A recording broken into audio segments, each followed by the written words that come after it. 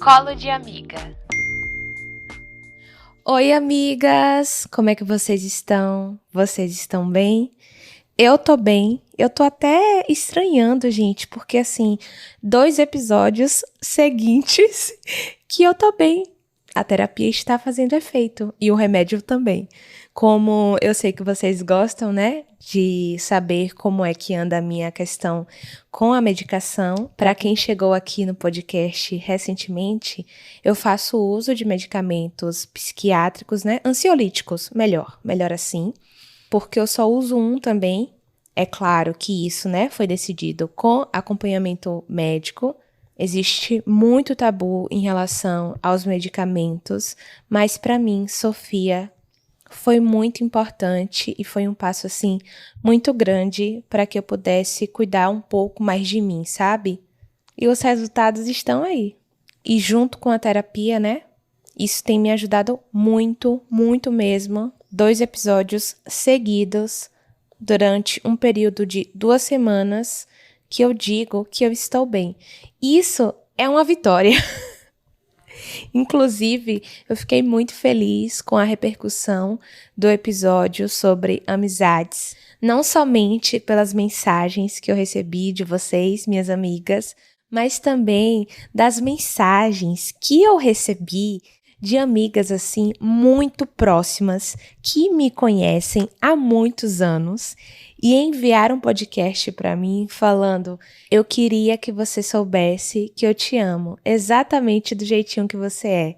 E assim, não foi uma amiga, sabe? Foram umas 4 amigas que têm um lugar tão especial no meu coração. Isso foi tão importante para mim. Quando eu recebi as mensagens, além, né, de dar aquela lacrimejada, eu fiquei pensando, nossa, isso fez com que essas mensagens me abraçaram, sabe? Eu me senti amada. E há muito tempo na minha vida, desde que eu me entendo assim, né, como uma mulher que existe no mundo, essa questão do amor sempre me atravessou. Aliás, atravessa todas as mulheres desde a nossa infância, né? A gente cresce por essa busca pelo amor, principalmente pelo amor romântico, com um desejo de sermos amadas e amarmos também de volta. Mas essa busca, às vezes a gente nem se dá conta o quanto ela pode ser frustrante e dolorosa para nossa vida. Eu tava refletindo, assim, amigas, não tem como falar sobre amor e relações sem citar a nossa mamãe Bell Hooks. Eu tava refletindo esses dias que eu tô lendo agora Comunhão da Bell Hooks, A Busca das Mulheres pelo Amor, e a Hooks fala uma coisa assim que me deixou muito pensativa, né? Sobre como até a nossa relação familiar, a ideia de que o papai me ama, a mamãe me ama, faz com que a gente também leve isso para as nossas relações na vida adulta de forma, às vezes, até inconsciente. Esse desejo pelo amor dos nossos pais, um amor que está acima de tudo, de qualquer coisa, faz com que muitas vezes a gente viva o medo do abandono, o medo de ser deixada de lado, e aí a gente nem se dá conta que a gente está se abandonando para buscar um amor que a gente nem sabe se nós iremos receber de volta. Eu tô indo pro meu interior essa semana e a minha avó, assim como a minha mãe, elas tiveram relações, né, românticas muito complexas, muito complicadas, muito difíceis mesmo. E eu consigo sentir no olhar de cada uma o medo de ser abandonada. Como muitas das mães brasileiras, as nossas mães também aprenderam que o único sentido da vida era buscar o amor para poder formar uma família. E nessa busca pelo amor, muitos casamentos aconteceram sem nem existir ali um amor de fato, um amor verdadeiro. E crescer em um lar onde as relações ali estabelecidas, né, pelas nossas figuras paternas e maternas ou pelos nossos responsáveis, quando essas relações são muito difíceis e violentas, a gente também cresce com a ideia de que o amor é isso, é difícil, é doloroso, machuca e vale tudo em nome do amor só pra gente não ficar sozinha. Quando, na verdade, a gente nem se dá conta que naquela relação ali, você já tá só. Porque o outro não se preocupa com você, a pessoa que você deita todos os dias na cama nem sabe se você tá bem ou se você tá mal. Vocês crescem em um espaço onde a comunicação não acontece, onde a verdade não pode ser dita. E isso, para mim, foi uma realidade durante a minha infância, durante a minha adolescência, quando eu dividi, o espaço e a mesma casa com os meus pais. E é até um tópico sensível. Por muito tempo, eu tratei sobre essas questões na minha terapia e trato até hoje, Ai, não dá para superar todos os traumas. Alguns a gente fica ali batendo na tecla até entender o que é que está acontecendo dentro da gente. Mas crescer nesse cenário, principalmente nesse cenário onde a insistência por aquela relação, por aquele status, era tão maior do que o amor próprio do meu pai ou da minha mãe, me fez achar que eu deveria me abandonar para que o outro não me abandonasse. E o quão perigoso é estabelecer esse raciocínio desde a nossa infância. Mas é uma coisa, que a gente sofre aí com o patriarcado, onde nós, mulheres, amigas, a gente fica sempre em busca nesse ideal do amor romântico, acreditando que ele irá nos curar dos nossos problemas, das nossas questões. E quando entramos em uma relação e entregamos todo o nosso amor, toda a nossa vontade, a gente acha que ali estamos sendo intensas, Que estamos sendo leais e verdadeiras, não somente com o outro, mas com a gente também. E nem se dá conta do quanto esse abandono consigo própria tá ali reverberando, crescendo.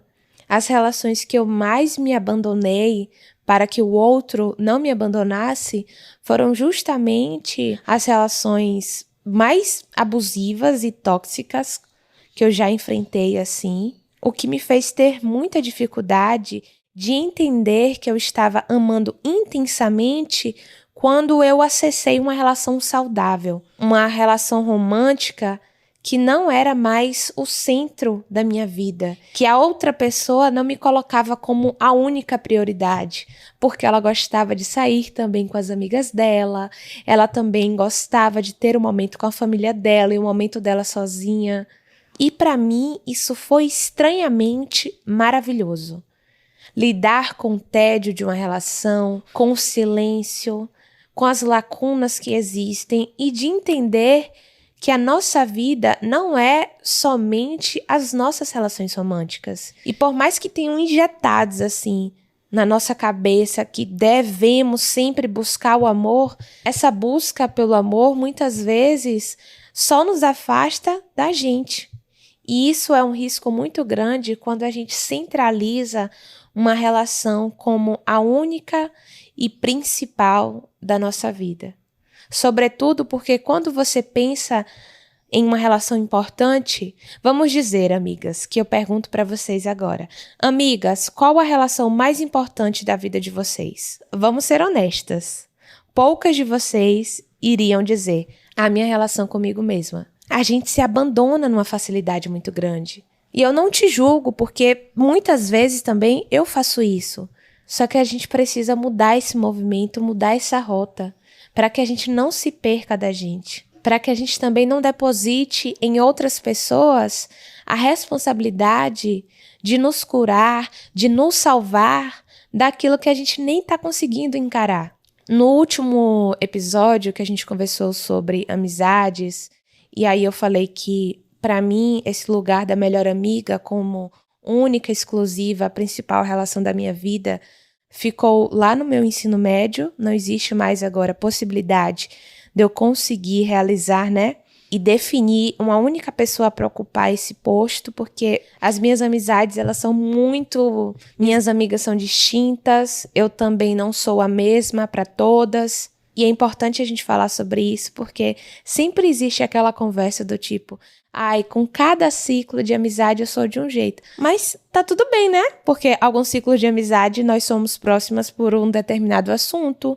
Em outros ciclos a gente gosta de falar sobre outras questões. Não é porque você tá sendo de um jeito diferente, é porque você tá abrindo camadas distintas. Mas tudo ali te complementa. E olhar para essas pessoas que são diferentes da gente e que são próximas também de nós, é lembrar isso, né? Da nossa multiplicidade, da nossa possibilidade de ser muitas. E nesse medo de vivenciar o abandono, de acreditar que a pessoa ou, sei lá, os meus pais, meus amigos, uma namorada poderia me abandonar porque caso eu dançasse, caso eu agisse de forma diferente da que ela esperava, fez com que muitas vezes eu só tentasse me encaixar e me moldar na vida do outro, sabe? Esses dias eu tava conversando com um amigo que existia uma pessoa na minha vida que a gente saía, né? Ela era uma amiga. E aí, quando a gente saía, caso ela estivesse bem, eu poderia contar coisas boas da minha vida. Poderia sorrir junto com ela. Mas caso ela estivesse mal, ela não iria falar comigo, ela ia ser grossa comigo e queria tornar o meu dia igual ao dela. E isso não estava acontecendo somente comigo, mas com as pessoas mais próximas também. Era uma amizade que eu tinha que dançar conforme o ritmo que ela tocava. E eu até acredito que uma relação é uma dança, né? Uma hora alguém conduz um pouquinho, outra hora eu conduzo um pouquinho, mas não dá para somente a outra pessoa decidir como vocês vão caminhar, em qual ritmo vocês vão dançar tal música, né? Que no caso é uma metáfora aí. Porque senão a gente fica só se apagando. E a gente fala tanto sobre o medo do abandono relacionado ao outro e a gente nem percebe também como isso faz com que a gente se abandone dentro das nossas relações. A minha maior dor em relação a tudo que eu vivi e tudo que eu vi da minha família é por perceber o quanto eles se abandonam e se deixam por um status, por uma necessidade de continuar no mesmo espaço, quando já não existe mais felicidade. E talvez a questão não seja nem a felicidade mais, quando já não existe mais o respeito, sabe? Tem uma coisa que a Hooks fala nesse livro, que ela diz isso, né? Desde o nascimento, a maioria das mulheres vive com medo de ser abandonada, e a gente acha que caso a gente pise, né, fora do círculo ali da aprovação, do que os nossos pais ou do que as pessoas que estão ao nosso redor esperam, nós não seremos amadas. Esses dias, inclusive, eu vi um vídeo maravilhoso da Letícia Imai. Ela é criadora de conteúdo. Ela estava falando como o sucesso feminino é solitário. E por isso que muitas vezes a gente pensa em desistir. E olha que eu falei para vocês em uma questão relacionada, por exemplo, à família, mas em ambiente de trabalho, quantas vezes não nos definem como coitadinhas, mulheres complicadas, exaltadas, que estão enfrentando aqueles dias. E isso nos atravessa de uma forma tão violenta porque a gente deseja a validação e a aprovação desse mundo externo, né? E é uma coisa muito triste e trágica porque está enraizado na nossa cultura. Se a gente se mostra vulnerável, a gente sofre com a reação do outro. Se a gente mostra o nosso sucesso, a gente sofre com a repressão também. E eu sinto que às vezes é quase como se a gente estivesse andando em uma corda bamba, sabe? Torcendo para que alguém segure a nossa mão e nos salve. Mas isso não vai acontecer, amigas. Assim como eu já falei aqui tantas vezes que a gente não tem a capacidade de salvar, por exemplo, os nossos pais, a gente não pode esperar que alguém faça isso por completo pela gente. E é aí que a gente precisa ter o cuidado do quanto a gente deposita nas nossas relações, do quanto a gente está colocando certas relações como únicas e como prioridades total, quando no fundo a gente só está se abandonando. Eu lembro até hoje que uma das maiores dores da minha vida foi quando eu precisei contar para o meu pai que eu tinha perdido em arte, no ensino fundamental. Eu passei em todas as matérias, mas arte eu perdi, tirei 2 na média. Acredito que eu não tenha feito as atividades, não lembro ao certo o que aconteceu. E quando eu vi o olhar do meu pai de reprovação, de total assim, desamparo com o meu medo, com a minha aflição em estar contando para ele que eu não tinha conseguido o que ele esperava, foi a primeira vez que eu senti a dor e a possibilidade de ser abandonada. Meu pai, ele aí é um pai presente, né? Não é um pai ausente. Ele é muito presente na minha vida. Mas eu consigo reconhecer as ausências que ele teve. As ausências de emoções, de comunicação que poderia ter sido formulada de outra forma. E para quem, assim como eu, foi a princesa do papai, né? Sabe que muitas vezes esse lugar é muito doloroso porque nos atravessa justamente nesse medo do abandono, nessa ideia de que se nem o meu pai me ama, se nem o meu pai me amou, quem é que vai me amar? E como isso atravessa as nossas relações com homens dentro da sociedade, né?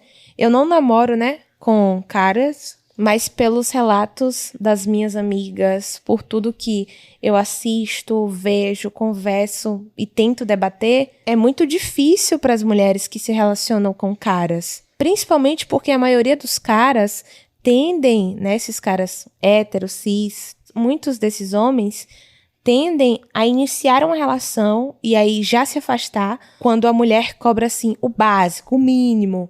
Já vem naquele discurso de ai, as mulheres amam demais, são muito emocionadas, ai, é porque eu não tô pronto para uma relação. E assim, você só tá perguntando se vocês vão se ver semana que vem, sabe? Não é nada demais. E essa coisa da mulher que ama demais, a Hooks até fala no livro dela, né?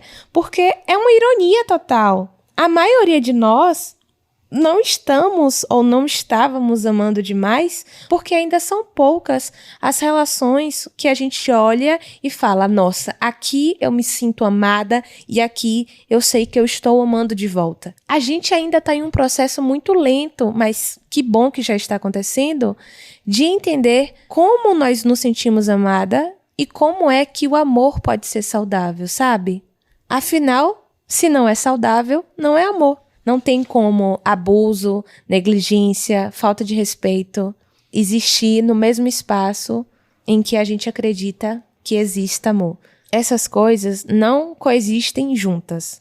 Que nem quando a gente vive uma relação abusiva e aí a gente tende, né, a falar ah, não, mas essa pessoa é mais grossa assim, mas é a forma dela se comunicar. Eu sei que no fundo ela me ama. Eu tô falando aqui dos casos, né, que as minhas amigas contam, mas eu, que me relaciono com mulheres, infelizmente ainda existe essa coisa de reproduzir muito do que uma relação heterossexual estabelece como um, né, ideal, assim. E infelizmente, muitos relacionamentos homoafetivos também são abusivos. Quando eu namorei uma mulher pela primeira vez, e era uma relação abusiva, e me atravessava muito esse medo de ser abandonada, apesar do medo chegar até mim, como era uma relação que tinha muitas promessas assim, a gente, né, sapatão é uma coisa emocionada. Como existiam muitas promessas de, ai, nossa casa com piso de madeira, com chão de madeira, com cachorro e gato. E como eu estava muito alegre de poder viver uma relação pela primeira vez, assim, da forma como eu queria, ao lado de uma pessoa que de fato eu gostava. Sabe quando você se assume assim e você consegue viver esse relacionamento? Que eu deixei de observar a relação. Eu estava tão encantada por estar vivenciando aquilo que eu deixei de perceber o quanto aquela relação estava me machucando. A relação, por si só, ela, mesmo com as promessas, já me abandonava ali dentro. E eu já permitia isso e já me abandonava junto. Quem leu a primeira parte aí do meu livro sabe que tem muitos textos e muitas poesias atravessadas pelo medo desse abandono, mas ao mesmo tempo, quando eu releio o livro agora e percebo tudo o que eu senti, eu vejo que depois dessas experiências, eu não conseguiria ocupar mais aquele lugar, porque a ideia de amor que eu tinha, ela já não existe mais. Eu vou tocar aqui em um tópico sensível, tá? Eu sei que é sensível para muita gente. Ai, gente, mas assim, vamos falar sobre rapidinho, prometo, que eu sei que tem gente que fala, não, vamos conversar, né? Vamos abrir aí a nossa cabeça. Eu estudo muito o movimento da não monogamia para entender mais sobre o amor. Principalmente porque eu sou uma amiga, e digo amiga mesmo, muito ciumenta. Eu tenho muitos ciúmes das minhas relações de amizade. E estudando sobre não monogamia me fez perceber como a gente não precisa exatamente isso, centralizar tanto as nossas relações e se afastar um pouquinho disso, da ideia de eternidade, felizes para sempre, e pensar que nem a Geni Nunes fala, né, uma escritora, ser feliz por enquanto. Esses dias, vou desabafar aqui com vocês, coisas muito pessoais. Eu acho que eu vou chorar. Esses dias eu pretendo, né, morar junto com a minha namorada, Sofia, e eu não tenho um exemplo de relação onde as pessoas moraram juntas e deram certo, porque eu não cresci nesse cenário. E eu tenho muito medo, de verdade, assim, amigas. Eu tenho medo da relação se acabar no cotidiano, na rotina. E é um risco que pode acontecer. Eu tô consciente, sabe? Mas isso pode se dar em qualquer relação que a gente passe. E aí, eu tava tão com medo, que eu tava meio que me afastando dela, sabe? Criando, tipo assim, uma barreira para que ela não adentrasse na minha vida e criando paranoias, assim, que eu nem conseguia perceber. E aí a gente conversou e com medo do futuro, eu falando, a gente vai morar juntas, mas daqui a pouco já vai se separar, porque é isso que acontece, as relações acabam e tal. E assim, eu esqueci tudo de lindo que eu já tinha vivido por um medo de algo que eu nem vivi diretamente, né? Porque apesar de ver a dificuldade da relação dos meus pais, por exemplo, a relação era deles. E eu tava projetando pra minha vida, pra uma relação que é completamente saudável e diferente da que eu conheci com os meus pais. E aí a gente conversou, e nessa conversa, né, ela me falou uma coisa muito bonita, assim, que era pra gente olhar para o nosso passado, pra tudo de bonito que a gente estava construindo, e ela me perguntou, amor, será que você não consegue pelo menos tentar ser feliz agora no presente? E aí ela falou, não é nem por mim, é por você. E quem sofre com medo do abandono, de ser deixado de lado, a gente fica pensando tanto no futuro, tanto nas coisas que podem causar rupturas e rompimentos, que a gente esquece de ser feliz no presente. A gente esquece de aproveitar as nossas relações, as coisas boas que estão acontecendo com a gente, por um medo que nem é culpa nossa, sabe?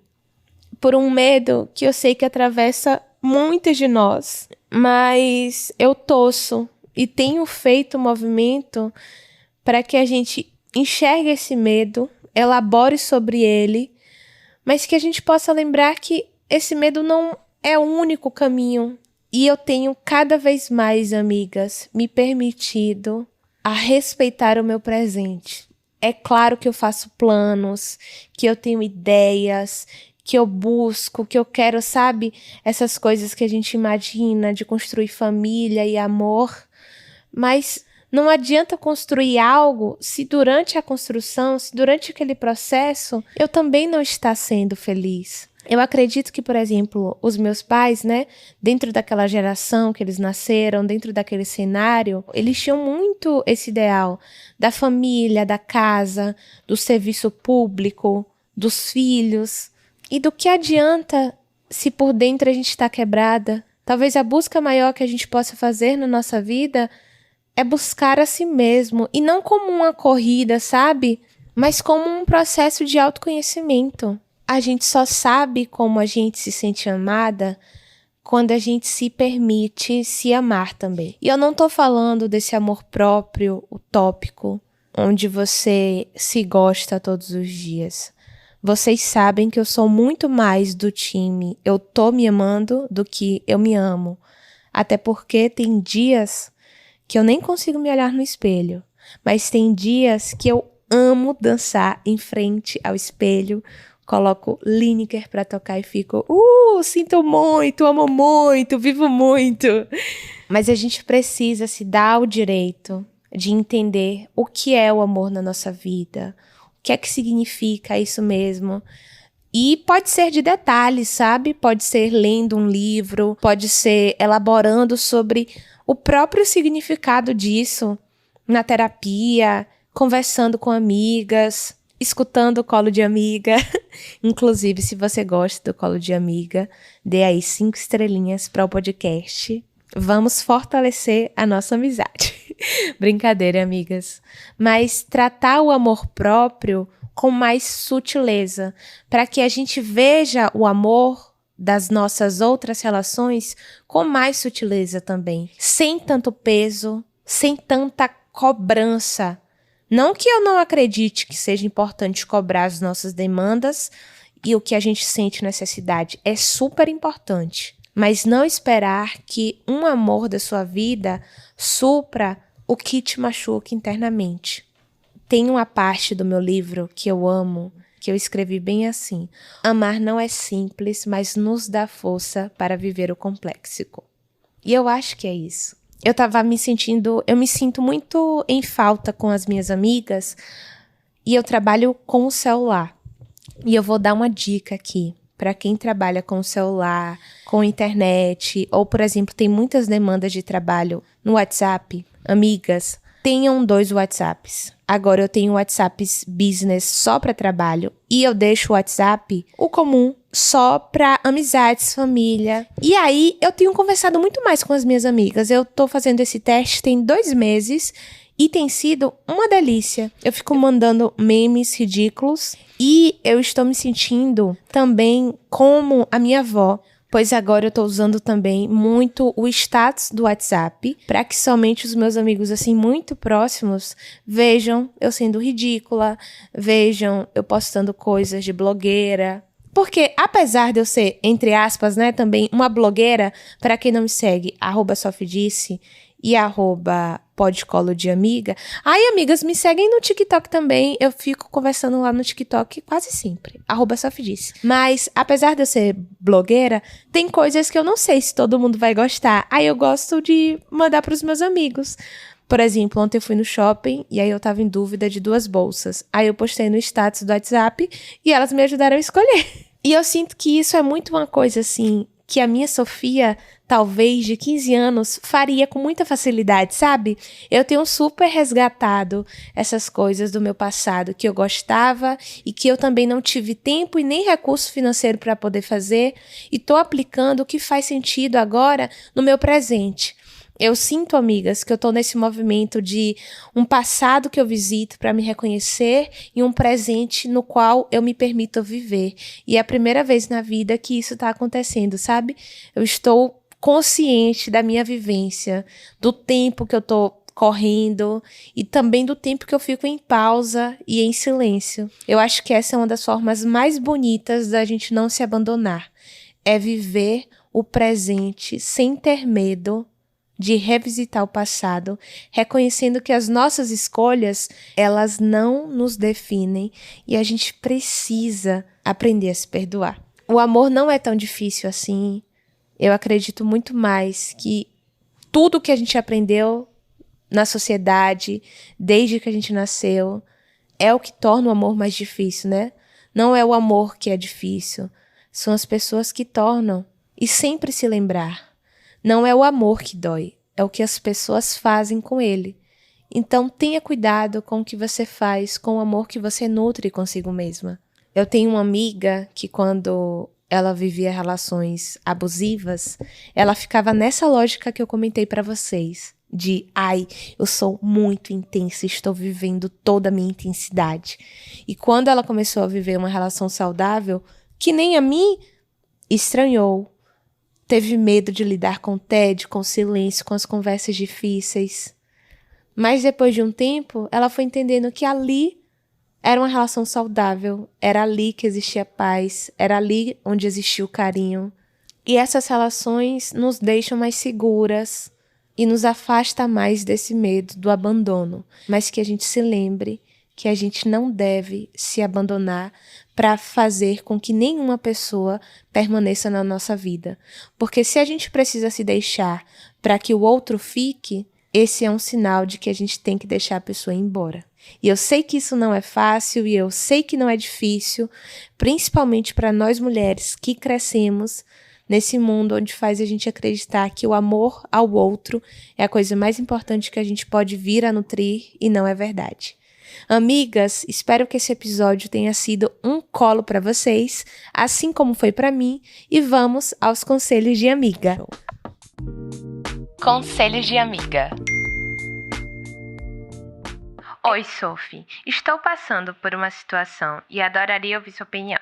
Estou me sentindo um pouco perdida em relação à minha vida. Sinto que antes eu era bem melhor e bem mais legal. O que você acha que eu deveria fazer? Amigas, claramente eu chegando na terapia com perguntas assim. Amiga, eu não sei especificamente o que é que tá te deixando insegura, mas você falou uma coisa muito interessante, né? Sobre a gente olhar para o nosso passado e pensar, eu era tão mais legal e mais feliz naquela época. E em parte isso faz sentido, mas já parou para pensar também que muito provável que naquela época você não se achasse tão legal assim e você se comparava consigo mesma também? Eu fiz esse exercício comigo, né? Esses dias eu tava achando que, nossa, com 18 anos eu era um pouco mais divertida. Mas com 18 eu achava que a minha versão de 15, por exemplo, era mais divertida. Tem uma coisa que eu sempre carrego comigo, nesses processos de comparações, principalmente de fases da nossa vida, que é acolher tanto o que a gente já viveu, mas o que a gente está vivendo agora. Talvez você se achasse mais legal pela disponibilidade de tempo que você tinha para fazer coisas mais legais. Talvez essa rotina e essa coisa, né, da vida adulta de ser tudo tão corrido e tudo tão automático que a gente acaba entrando nesse ritmo também e se sentindo, às vezes, até insuportável. Eu sei como é. Mas é sempre acolhendo, esse é o meu conselho, o que você está vivendo agora. Porque, basicamente, daqui a 5 anos, você vai olhar para sua versão de agora e falar, nossa, ela era mais legal. Mas eu espero que você consiga olhar para o seu presente e se achar legal no agora. Mas você não tem como ser a mesma pessoa de 5 anos atrás, de 2 anos atrás, e ainda bem por isso. Mas se para você fizer sentido, o que é que você pode resgatar de quem você já foi e trazer para sua vida no agora, sabe? Talvez um hobby, talvez um tipo de rolê que você gostava. Essas coisinhas, por mais simples e básicas, elas já fazem, assim, transformações gigantes na nossa vida. É isso, amiga. Espero que tenha sido um bom conselho e espero também que esse podcast, esse episódio, tenha sido um colo de amiga para vocês. Um beijo e até semana que vem.